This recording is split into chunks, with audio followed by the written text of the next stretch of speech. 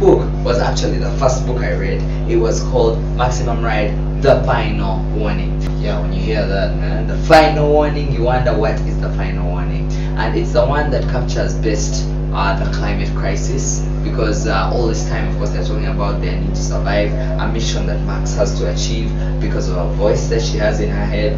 But now we come to a point where we actually find them actively participating in the climate struggle. They go down to Antarctica with a group of scientists to collect data and be sort of beacons of hope, being people who advocate for the environment. See, ice caps are melting, but of course things are not always that easy. They are not always that fancy. They come across two intense, really intense villains.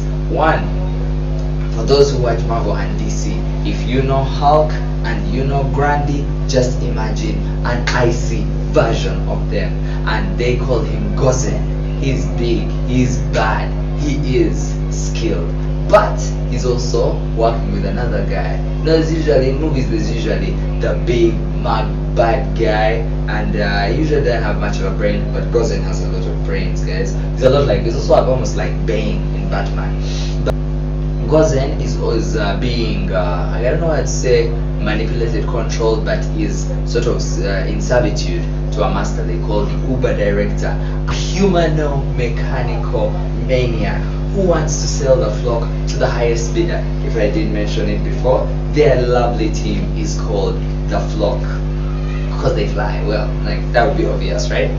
So when they face off with him, when they face a hurricane, when they face so many things in this fourth book, I am actually really hit by it. When I read this book the first time in the Laurel Library, check out my video on leading people who are smarter than you down in the description. There I talk a lot about the Laurel Library and how we did a lot of reading in our school.